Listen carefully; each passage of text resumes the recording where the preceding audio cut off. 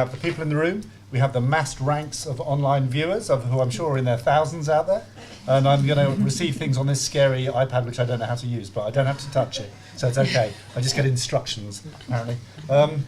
So we'll take rounds of 3 questions. There's a cartoon in the New Yorker which says we've had the speeches, we'll now go to shorter speeches disguised as questions. I'm hoping that this is not going to happen here.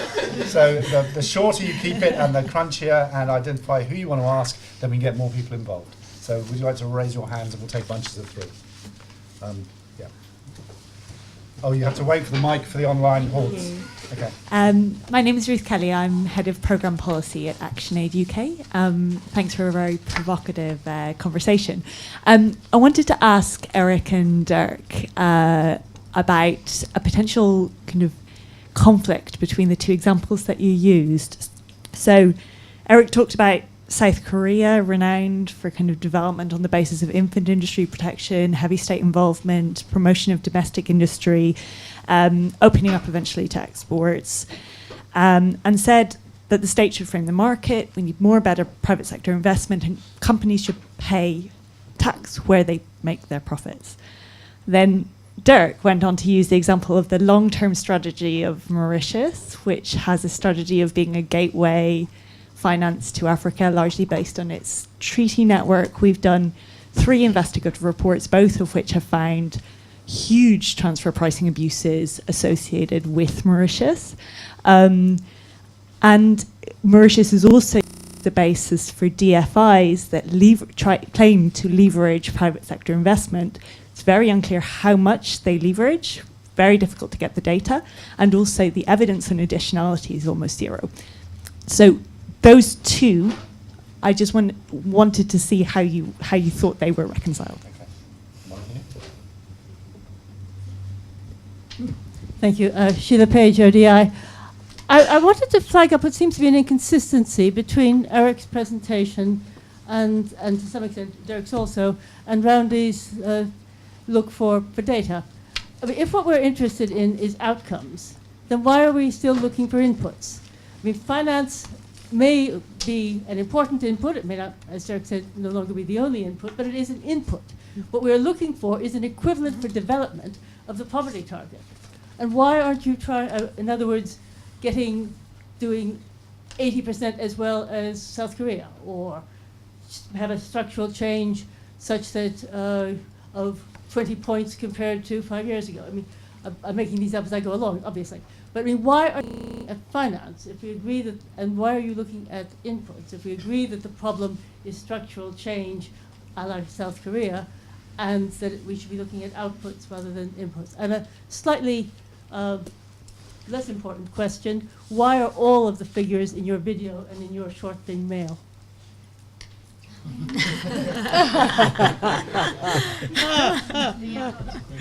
Just noticed. Noticed. Okay, any third question? Anybody? Yep. Is that you, Hildegard? I just wanted to say they are not. Please have a closer look at the infographic which is outside and in the report. Okay. And also, if I may use the opportunity to say more than 50% of the authors are women. Just Okay. so you know. Okay. You 2 can slug it out outside. Okay. Anybody else? Any other questions? No? Okay, let's take Eric, do you want to come back on those? Yeah, I can come back to maybe Dirk to start. Very good. Very good. I mean, I started out saying about Mauritius, basically the long-term strategy, and that model wasn't based on at that stage on fund of funds. So it was basically sort of market access sugar, and then using the sugar rents and allocating it from the private sector, but also the public sector who appropriated some of the rents, and then going up market, going up to the garment sector, and then going into other hubs, the tourism hub and the seafood hub and whatever they call it. But they used it in a way that they had this strategy in mind. And they had also identified those that would be the gainers, that would go, and those who were potentially vulnerable. and they made sure that the vulnerable were also addressed. So those people who would workers who would lose their the jobs, they would get retraining, for example. And the public funds and also aid funds were used for that. So aid is only 1% of GDP there, and in Mauritius very very small, but it's been used in a catalytic way. So to help address the vulnerable groups, and that is you looked at an aid in a transformative way rather than addressing a finance gap and think about providing a huge public service and do it in the way of what the domestic government actually should do. It's you to support the domestic plan. So I think it's actually not entirely dissimilar from Korea, because Korea also used its ODA very strategically, and even Singapore used it very strategically. So I think they're similar. Yeah, I mean, you've got a point, of course, at the moment, and that's what I made. The point that I made is that there's lots of money spinning around. You just look at the city of London here. There's lots of money spinning around, and you want to put it down to the real sector, and what is missing is the allocation mechanisms that can do that. Development banks, for example, good development banks, or regulatory frameworks, and sometimes you just need to change the regulation for it to do so. And so think about institutional investors, and maybe Eric can say more on that in the case of Norway. But if the regulation is such that you can only invest as an institutional investor in illiquid assets, you can't invest in infrastructure in developing countries, because that's not only liquid. So that's not liquid. So if you could change that regulation, they can do it. That would be great, because you can actually channel funds to developing countries where there is a higher rate of return, and there's a high need for that finance at this stage as well. The second point is on Chile. I think it's right. You need to think about outcomes, and so you need to turn the finance agenda upside down. So think about your transformative changes that you'd like to create, and then see what are the key factors that help you get there. And those, so we look into that in the case of European Report on Development, and it's sort of institutions, it's human capital, it's infrastructure, it's networks, it's technology, those sort of things that belong to long-term change. And then you need to think about how finance plus all the complementary policies help to put those basic enablers in place. So Randy, are you measuring the wrong things? Well, I mean, I'm sympathetic, and I think your point is well taken, actually. I think there's been a sea change in the development community over the past 15 years. Yeah, we are very much focused on outcomes now. But I do have to say that what I was presenting was something that was a bit more sort of numbers-based. I was talking about statistics, and in that sense I was looking at inputs. In a sense, you're absolutely right. And that's part of the equation. You know, you do need to have resources. You do need to know what's coming into your country, and you do need to know how you're allocating it and how it's being channeled. All of the other elements that need to come together in order to have impact and have good outcomes, that's the big challenge for all development practitioners. But I think we are well along the path to try and measure outcomes as well, and try and understand what creates positive outcomes in development. It's a challenge, and it's a challenge not only for the developing world, but for the developed. Okay, thanks. Do you want to come in on anything? For sure, I mean, we should always focus on outcomes. We should not focus on intentions. I mean, South Korea is a prime example here. South Korea is one of the biggest recipients ever of ODA. It was not with the best intentions of ActionAid. It was because the Americans wanted to prop up the South Korea during the Cold War. But the effect of the aid was tremendous, because there was a government and a system in South Korea who could use it for their own purposes. I mean, there's one of the articles here by the South Korean Foreign Minister about how they used ODA. So ODA used to improve on investment and all the others at the time of the Cold War. But the resolute focus, and far too long we were allowed in the development community to speak about our intentions. We are Christians, or we are socialists, or we are do-gooders, or whatever term you want to use, and we want to do good. No, must be measurement of results. On some issues it's easier to measure results. In some areas it's not so easy to measure. But if you cannot measure it in an easy counting system, you must substantiate that it's likely to have been some progress, even if it cannot be put, if you can not put a number on it. However, the most important factor for success is largely beyond our control. It's leadership.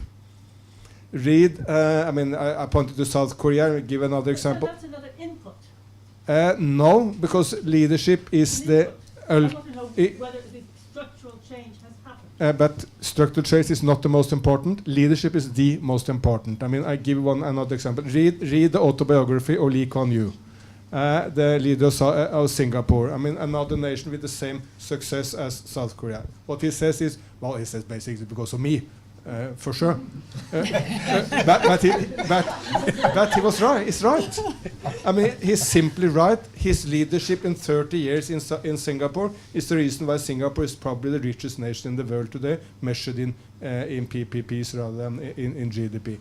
If Singapore had been so unlucky to get one of the crooks who are leading other states as their leader, nothing of this would have happened. Decent, yes, yet authoritarian leader. Is the main reason.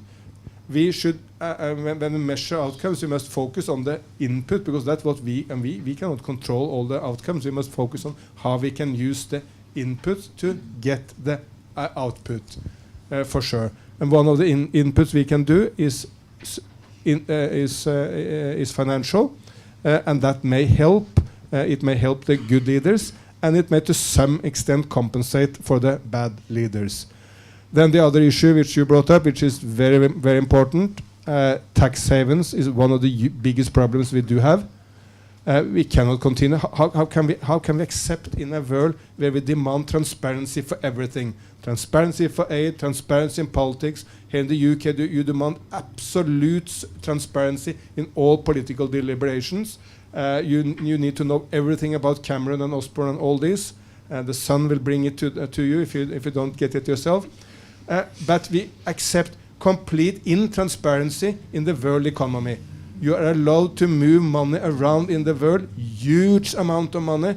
No one knows the owner. There is you put a lawyer to control the account. You do not know the owner. I give you one fantastic example from my own nation. In the 1990s, we had the biggest naval catastrophe in Norway. 200 people died in a ship in the Oslo fjord. Still, we do not know who owned that ship 20 years after. In, frankly, one of the most advanced nations in the world. There's hardly any nation which is so well organized. Maybe Switzerland and Germany is more well organized than Norway, but there are not many competitors. And if we cannot really figure out who owned that ship, look to it, how the Cote d'Ivoires of the world or the Togos of the world get into the real ownership. We cannot continue with this intransparency, and it's shifting money enormously around to the places where you cannot be, where you do not know the owner, where you do not pay taxes. One of the great contributions to the world coming this year from the UK was Chancellor Osborne pointing to the fact that Starbucks, Google and Microsoft are not paying taxes in the UK. Everyone understands if they're not paying taxes here, they will not pay taxes in Afghanistan or Burundi. And how can we accept a system where Starbucks can claim that they have hundreds, I don't know, maybe thousands of coffee shops all over the UK? But the profit is not made by the serving of the coffee.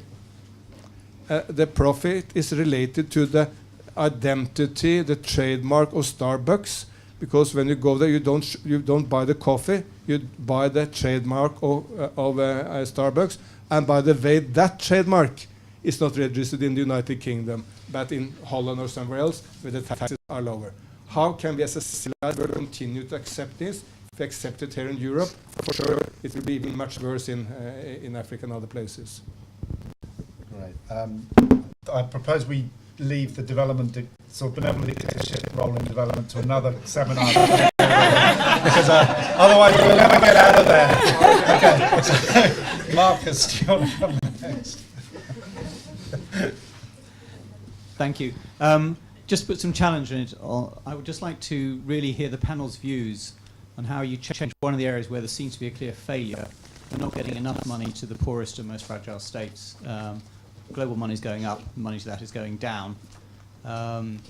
I just wonder what people think. I know that's a subject dear to Eric, because he led so much of the world in trying to think about the Central African Republic, a mixture of both poverty and also a failure to deliver security.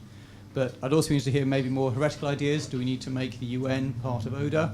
If you're on a peacekeeping mission, do we want to open that Pandora's box? Be interested to know people's views. Okay. We have another one over here, and people listening online, you're being very quiet, which is fine. It's Ken Caldwell from Baobab. I have a question for Eric, which builds on Harpinder's challenge about the impression in the presentation that if we can only fill up the coffers of developing countries, that we'll tackle poverty. And I think I suspect that's not the underlying message, but it's what it feels like, that it's about nations to nations. If we can sort the nation-to-nation bit out, it'll be all right. And there's no explicit mention that I can see, at least in the summary report, of the vital role of ODA in creating incentives and leveraging resources getting to the poorest segments of society. It's all about getting money into the country. And I wondered if you would say a bit more about why that is such low profile in the report, and whether that's a sense that OECD doesn't see it as important. Okay. Anyone else got a burning question? We have time. Yeah, have this one here. Was there somebody else? James Dean from BBC Media Action. I want to come back to the issue of intentions. If you take China, South Korea, US, UK, EU, Turkey, there does seem to be a bit of an assumption that they're all in this for the same reasons. But there is a fundamental underpinning assumption that ODA is classed as a single category. And how much is OECD really looking at how much of that official development resources are for sustainable development? How much is it designed in the interests of the countries in which it's being invested?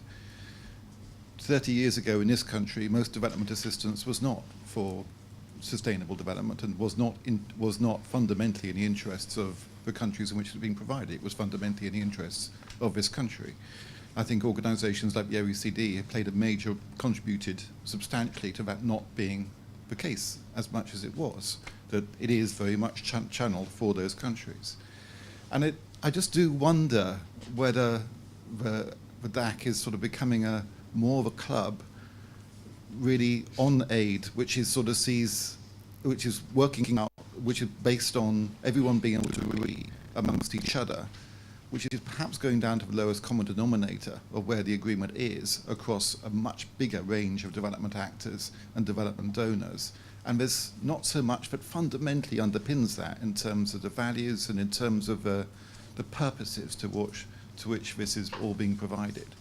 That's a genuine question. I don't know the answer to it. So I think we'll stop there and get responses. There should be time for another round. So I think you got a couple there. Do you want to kick off? I mean, again, three great questions. I completely reject the idea, which is very common in Europe, which says that our intentions are good and the Chinese intentions are bad. No, I didn't say. I think by and large the two reasons why China is doing development assistance and the two reasons why the United Kingdom is doing development assistance is by and large the same. One is solidarity.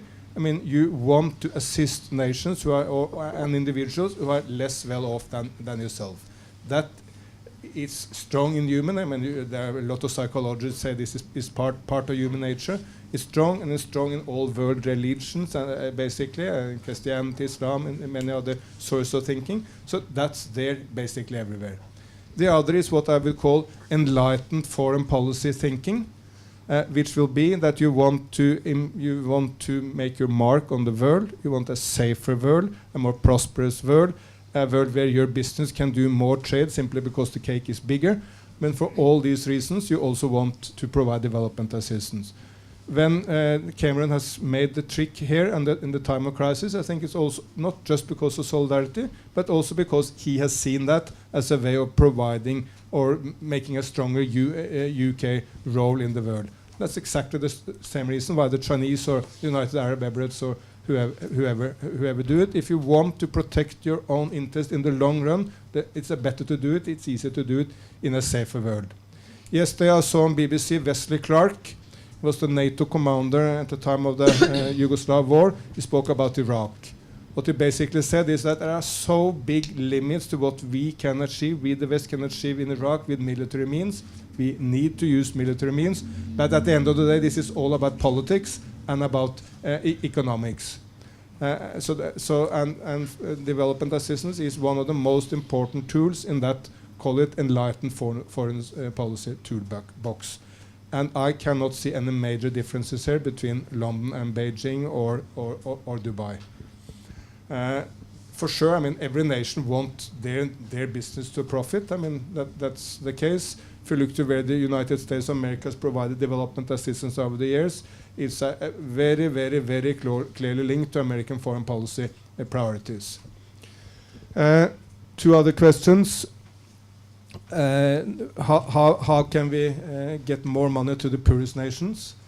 I think we need to define tools to put pressure on our nations to do that.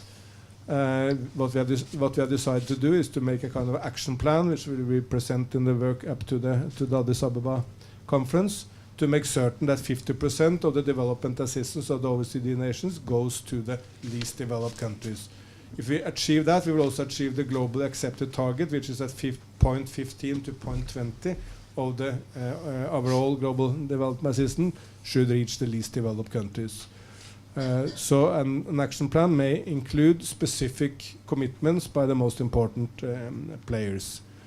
Finally, the issue of, which is what very well brought forward by Harpinder, is we cannot treat nations as just one unit, but here there are also huge differences between the countries. I mean, many of the statistics you provided will depend on whether you include India or not. That one question will define the answer, because when you say 85% of the G20 countries, they're 85% of the economy, but they also have an enormous amount of the world poor. Well, if you take India out of that, it's a completely different picture.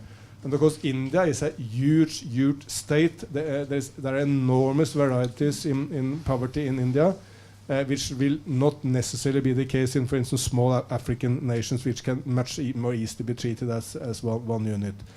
But the big challenge we will have now, which you pointed out very well, is what are the tools to directly reach the very poor? And we should remind yourself that that's new. United Kingdom was not developed with any focus on the very poor, nor where China. Deng Xiaoping said that someone has to be reached first. But that has brought hundreds of millions of people out of poverty. But how you really define the policies targeting the remaining extreme poor is not set in stone. There are some success stories like cash disbursement schemes for the poor, potentially microcredit, and some others. But up to now, nearly all poor in human history has been brought out of poverty without any focus on the poor. That's the reality. Okay. Harpender's next, but just before then, just a plug for the ODI's work on chronic poverty, which is great on this particular issue. So do look at the chronic poverty reports over the years. I think they've done some really pioneering stuff on this. Harpender. I actually just want to pick up from where Eric has just left off, actually, and it's the point that Marcus was making on how do we tackle some of the very poorest, but also some of the most fragile countries, the Chads and the Zimbabwe's of this world. I think they're really important because actually they don't have political leadership. That is part of the problem. They're not getting ODA. The ODA isn't going to be getting there. Even actually humanitarian resources are very, very difficult to get into those countries. So at the moment, those countries are really being left behind. So we do need to think about whether there is a new international mechanism, a backstop that needs to be set up as part of the 50% of ODA going to least developed countries, to actually have another variation on that, a international backstop that tackles poverty in the countries where actually humanitarian assistance, peace and security funding through the UN is not going because there are no peace and security missions there, and ODA is not reaching those people as well. I think it's very, very critical that we look at the chapters in this report, which I found incredibly interesting. I have had the luxury of having this for a week or so now, so I've actually thumbed through it a little bit more. But it actually looked at those issues of security spending being wider than official assistance and official government spending. And how do we bring this into the equation as well and make sure that it becomes much more accountable, but also has a role to play where other finance, such as ODA and other peace and security funding, just cannot reach the poorest people in particular. So I'd be very interested to sort of carry these discussions on with others who are interested. Yeah, just kind of a quick point to start. I mean, if we're talking about fragile countries, we're talking about the most fragile ones. I mean, some of them are middle-income countries that actually can access natural resources. So we need to kind of have a sort of distinction in quite an heterogeneous group. But I also totally agree with Arpinder about the need to kind of create incentives to record assistance towards security. So going beyond the kind of ODA definition, and it's kind of indicated in the report. But there's also kind of another area which is kind of increasing the involvement of the private sector, and it's about kind of correcting market failures, and it's about kind of guarantees, having development finance institutions to work more closely with governments, also in the most fragile countries. Okay, thanks. Yeah, just a rejoinder on some of the issues discussed. I think when you think about targeting the poorest and plugging another publication that you highlighted on your blog yesterday, was it, or the day before? Steve Wiggins' publication is on what raises rural wages. It was manufacturing sector that helped. So it's not always thinking about if you target the poorest or you want to help the poorest that you directly target them. It could also be indirect, right? And that's something to think about. And also about poverty now, poverty later. These are also discussions that are taking place at this stage in the development community about how do you balance that. In terms of getting resources to the poorest, I mean, we talk about public and private finance. So public finance is just a policy decision. So you can make it a policy decision of say 50%. That's what you can decide, and it's and an economist could work out what you then get for it, I suppose. But it's a policy decision. DFID has had a 90% target for low-income countries, so not LDCs. That's mainly a trade classification or used for trade. But it had 90%, and then it went down to 67% recently. And there was also the discussion in the House of Commons inquiry on development finance. So then the question, should it go back to 90% or whatever? So it actually it's if you think of 50%. That's very low for DFID, but for others it might be more difficult. So I think we need to distinguish that. DFIs, I think I agree with Annelies on that point. That's something also to make sure that they work more with developing countries. That would be very good, and we need the data for that. If there's one thing you could do for us, it would be for researchers would be to make sure that IFC reports to your OOF database.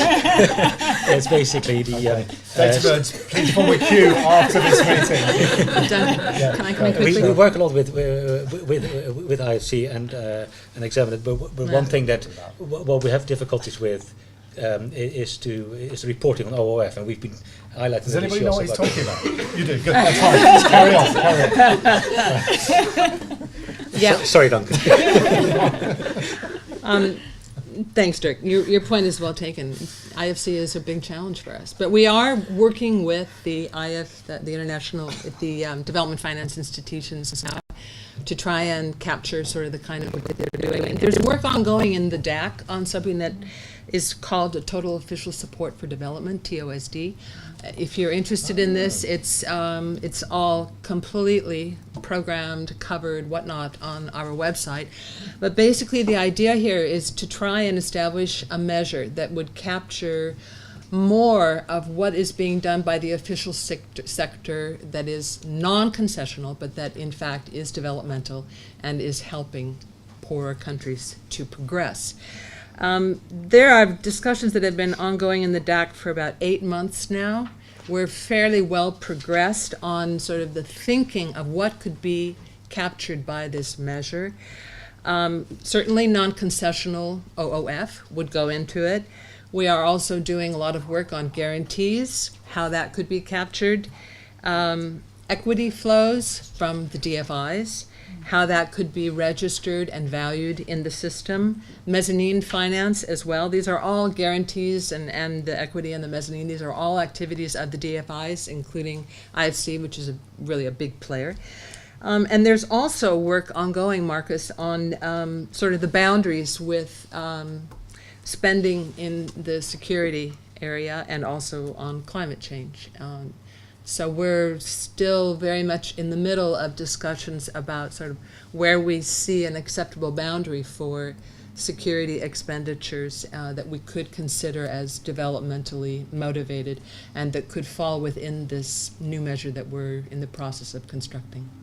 Thanks. Any last burning questions? Yes, you've been waiting very patiently, so if you could direct it, because we're running out of time. So these two? No, I think Thank you very much. My question. could you wait for the mic, please? Just in case the sleeping hordes are still there. Hello. Yeah, my name is Isan. I'm a PhD student from SEWAS. I'm studying the fiscal dimension of state building in Afghanistan. My question is, I would like to hear the panelist's view, particularly Eric, on the relation between taxation and the relation between aid and taxation. And I would like to know the experience, the successful experience of other countries in the globe, because Afghanistan is a country which for the last 200 years has remained a dependent country, and it has often been financed to the aid and assistance either from the Soviets or from the Britain or now from the US. And if you look at the evolution of the flow of the aid in Afghanistan, it has continuously been with controversy. For instance, in the 1990s, decline in aid led to growth in taxation, whereas now it seems that the increase in aid is leading to increase in taxation. So kind of I'm very confused, like how is the relation working elsewhere? Is it because the aid flow, or is it the quality, the way, the government? I just would like to hear about that. Thank you. Thanks. And one last question up there. Okay, thank you very much. It's John Garrett from WaterAid. Yeah, I think my question really is to the whole panel is looking ahead to the Ethiopia Addis Ababa conference next year in July. Are you optimistic in terms of the outcomes? I mean, the impression I've had a little bit, not having read the report, but nevertheless, is that you think, well, the money's there. It's really a matter of just mobilizing it in sufficient quantities, making sure it's going to the right areas, and that should ensure that we can end extreme poverty and achieve the other sustainable development goals. I don't know whether my sort of opinion perhaps is influenced a bit by at WaterAid looking at the sanitation Millennium Development Goal target, where in fact it's very far off track, and it's in many countries there's no prospect of achieving it. But really, I guess the question is more: should we be thinking whether the actual it's not just a matter of mobilising more resources for development, but actually looking at the economic model, and because I think there's maybe an assumption that the sort of current economic model, which is leading to very high consumption levels, very high inequality levels around the world, coming outside planetary boundaries in many ways, is still the correct economic model that we should be pursuing. So I'd be interested in whether that's an issue that we ought to be discussing more of when we're talking about mobilising resources for sustainable development. So people always ask the most cosmic questions 1 minute before we're supposed to stop. So planetary boundaries, good or bad? All right. So thanks, John. Eric, do you want to have a minute on this, and then if people want to say anything, if you really want to say something. 1 minute on tax and 1 minute on this. On tax, there are two main reasons why tax is extremely important. I mean, one is that it underpins for sure health and education, whatever you need in society. But the other is that tax is a kind of a social contract between leaders and people. People feel the right to ask the pertinent questions to leaders. If they pay taxes, they will want to know why, how is this money I contribute, how is it spent. So you have a much basically different debate in society compared to those societies where money is coming from only from oil or only from gold or from some or from burning rainforest or whatever, but where leaders have access to money which is not involving the average man in the society. So that is very important for any nation, to me, to establish a tax system as a underpinning of the state formation. So the more Afghanistan can go in that direction, the better it will be for Afghanistan. On this big issue, I think the conference will be a success if it takes this wide view on what are the sources for development. I can take my own nation, Norway, as an example. Why don't the world demand that Norway is using its oil fund for good purposes? Norway has reached 1% of GDP for aid. Good, with Sweden, Luxembourg, and the Emirates, the highest in the world. But Norway has an oil fund which is at the moment $900 billion American dollars. $900 billion is the biggest fund in the world. It's not used for any positive purpose. Just buying up stocks, whatever stocks. That's claimed. I don't buy that. I mean, it will never ever be used for pension. That's what's claimed. It will never ever be used for pension, for the simple reason that the one day Norway started to use this for pension, then the Norwegian economy would use any credibility. Because then we are a rentenist economy. You must be productive at any point in human history so that you can pay the pensions. I mean, I paying my mother's pension, my children paying my pension. That's how a normal society is running. If you come to the point that you would need to take these in to pay pensions, you have lost. And we would never lose that way. But coming back to this, why don't the world demand that this is not given away, but it's invested for some purpose? Even if it took 1%, the smallest potential would be $9 billion US, which could be used to investment in, say, renewable energies, the green technology shift which we need. The biggest risk the richest nation in the world, Norway, could take would be have a somewhat smaller profit on 1% of the oil fund than the rest 99% of this oil fund. And it's a no-brainer that the world should demand this from Norway. I will for sure support it in the domestic debate, but it would be much easier if it was a demand from the world. Okay. Thanks, Eric. Oh yeah, sorry. So Annalisa and Harpender have kindly said they don't need to have a last word, but our other two speakers feel so it's them standing between you and home. Okay. Just 3 headline points.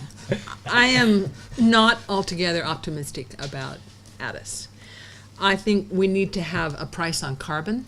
That will come after ADIS, but we need that. I'm not sure that that's possible. Project preparation facilities for infrastructure and productive capacity all over the world, in the developing world. We need that kind of capacity. It's not there.